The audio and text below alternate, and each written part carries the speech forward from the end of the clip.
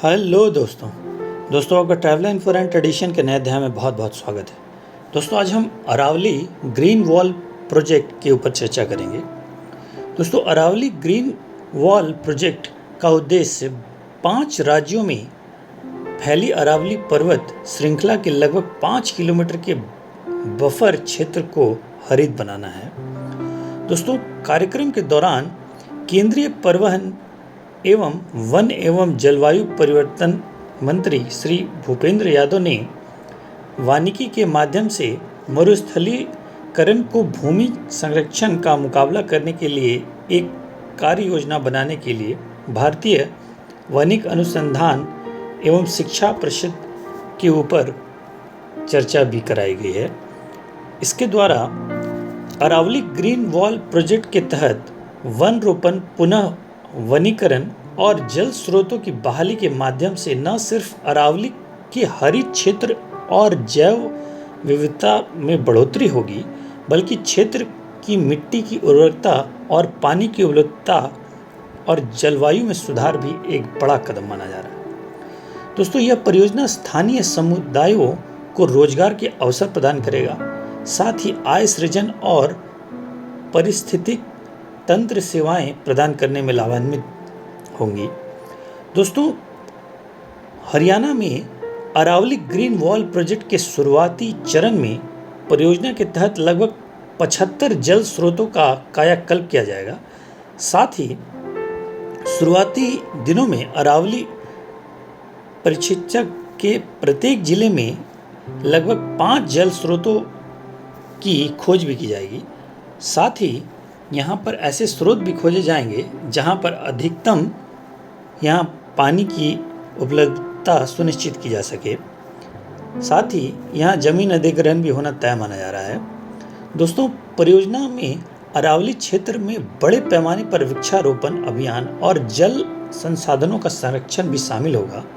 दोस्तों यह परियोजना गुरुग्राम, फरीदाबाद, भिवानी, महेंद्रगढ़ और रेवाड़ी जिलों में बंजर भूमि को शामिल करेगा। साथ ही स्वैच्छिक संगठन society for Jio infrastructure and sustainable development और सिनर्जी इनमें अपनी भागीदारी सुनिश्चित करेंगी।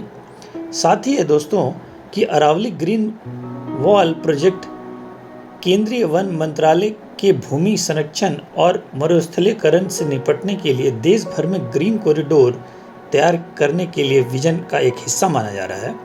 साथ ही इस परियोजना में हरियाणा, राजस्थान, गुजरात और दिल्ली के राज्य शामिल किए गए हैं, जहां 60 लाख हेक्टेयर क्षेत्रों पर अरावली की पहाड़ियां फैली हुई हैं।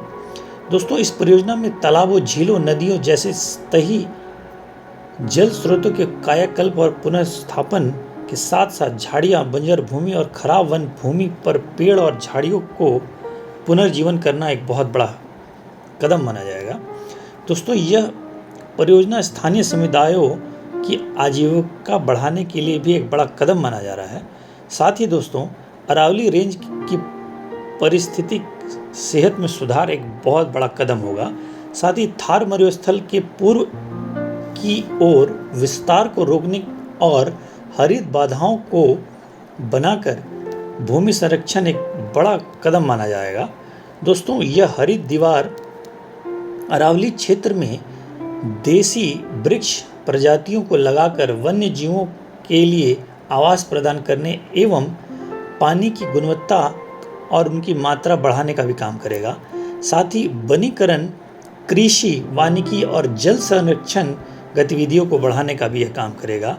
दोस्तों इस परियोजना को केंद्र और राज्य सरकार एवं वन विभाग, अनुसंधान संस्थान, नागरिक समाज संगठनों और निजी क्षेत्रों की स्थानीय सदस्यता के साथ साथ आपसी सहयोग के साथ इसे बढ़ाया जाएगा।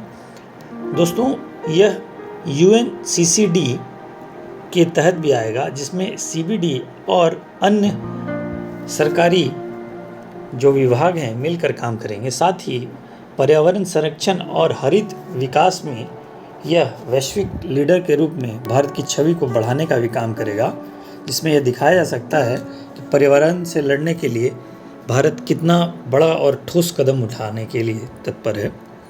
आशा है दोस्तों आपको हमारी जानकारी पसंद आई होगी। आपका बहुत बहुत धन्यवाद।